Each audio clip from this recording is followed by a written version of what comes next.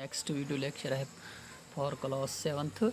आज हमें यहाँ पे यूनिट 5th पढ़ना है, पावर्स एंड एक्सपोनेंट्स। तो पावर क्या होता है, एक्सपोनेंट क्या होता है, ठीक है।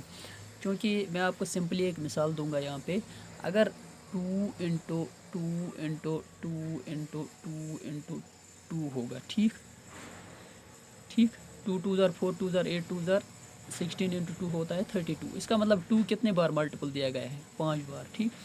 ये सब जो है ना, इन सब को एक एक पावर होता है, ऐसे हर एक के ऊपर 1 पावर है, ठीक, हर एक के ऊपर 1 पावर है, ठीक। तो ये लीनियर फॉर्म में है, तो अभी ये एक्सपोनेंट फॉर्म में नहीं है, ठीक। इसका मतलब हम इस 2 को अब कैसे लिख सकते हैं, ये कितनी बार है, 1 2 3 4 5 बार, 2 पावर 5 लिख सकते हैं, 2 पावर 5, 2 रेज़ड पावर 5, इसको हम पावर कहते हैं। तो जो इस वक्त फॉर्म बन गई इसको कहते हैं एक्सपोनेंट फॉर्म, इसको इस वक्त हम एक्सपोनेंट कहेंगे। अगर अभी हम इस 2 को लेंगे तब अभी ये एक्सपोनेंट नहीं था। जैसे मैं सिंपली 2 लूँ या कोई 5 लूँगा, ये अगर ये 5 है, ये इस वक्त एक्सपोनेंट नहीं है, अभी ये एक्सपोनेंट, लेकिन पावर है इसको 1 ऐसे, ठीक।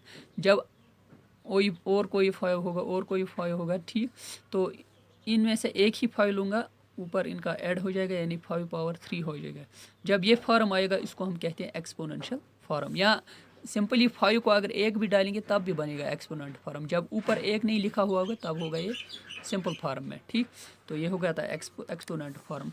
इस एक्सपोनेंट फॉर्म में आपको क्या देखना है, इस चीज़ को क्या कहते हैं और इस चीज़ को क्या कहती है। अगर ये 5 है, इसको रेज़ड पावर 3 है, ठीक है, तो इसको हम कहते हैं एक्सपोनेंट, या ये रेज़ड पावर बाय है, इसको पावर है 3, तो इसको एक्सपोनेंट कहते हैं। ये जो ये वाला हिस्सा है इसको कहते हैं बेस, इसको कहते हैं बेस। तो ये चीज़ आपको देखना है। इसको इंडेक्स भी कहते हैं, या कहते हैं इसको एक्सपोनेंट और इंडेक्स भी इसको कहते हैं, ठीक। तो इसको आप जब आप बड़े क्लासों में जाओगे तो आप वहाँ पे पढ़ोगे उसको वहाँ पे इस जैसे यूनिट का नाम होता है theory of indices. Theory of indices ये इंडेक्स से निकला है, यानी थ्योरी ऑफ एक्सपोनेंट्स होता है वहाँ पे, यानी यूनिट ऑफ एक्सपोनेंट्स होता है। तो इसके लिए कुछ रूल होते हैं, वो रूल आपको सीखने हैं, तो उस चीज़ से आपका ये जो यूनिट है फिर आपको अंडरस्टैंड हो जाएगा, ठीक। तो प्यारे बच्चों, इसमें आपको सबसे पहली एक्सरसाइज जब हम देखते हैं, एक्सरसाइज 5.1, एक्सरसाइज 5.1 जब देखते हैं, ये हो गई एक्सरसाइज 5.1। इसका सबसे पहला क्वेश्चन 1 है क्या, right the base and exponent of each of the following. आपको खाली बेस और एक्सपोनेंट लिखना है, बेस और एक्सपोनेंट लिखना है। जैसे पहला पार्ट है, इसमें 6 पावर 6, 6 पावर 6, ठीक, यानी इसको बेस क्या है और एक्सपोनेंट क्या है, यही लिखना है आपको। एक्सपोनेंट जब इसकी बेस देखती है 6 और पावर ये एक्सपोनेंट भी 6 ही है। इसी तरह से अगर इसका बी पार्ट हम देखेंगे, या बी को छोड़ो वो आपको आएगा, आप देख लो इसका डी पार्ट -34 पावर 4, ठीक। तो इसका मतलब बेस इसकी -34 है, तो एक्सपोनेंट क्या है, 4 है। ये आप खुद भी लिख सकते हो, इस क्वेश्चन को आप खुद भी सॉल्व कर सकते हो, ठीक। तो इसी तरह से इसका दूसरा क्वेश्चन है, right the following in exponential form.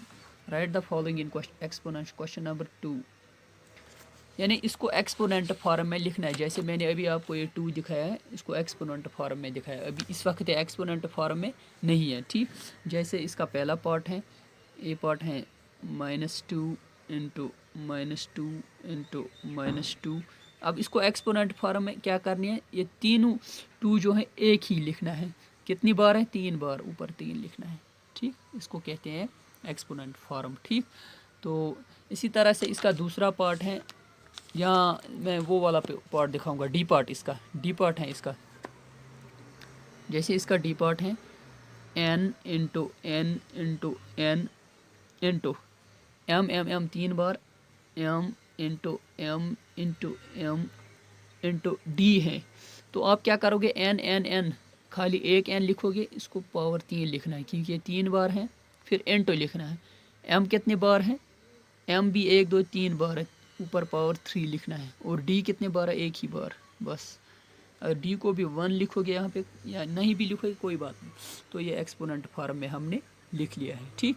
تو اسی طرح سے آپ اس کے جو باقی پارٹ ہیں ان کو سالو کر کے مجھے واٹس ایپ گروپ پر بھیج دیجئے، تاکہ میں بھی دیکھوں گا آپ کو کتنا انڈرسٹینڈ ہوا ہے، تو اس کے بعد ہم آگے کوشچن کریں گے، ٹھیک، اوکے۔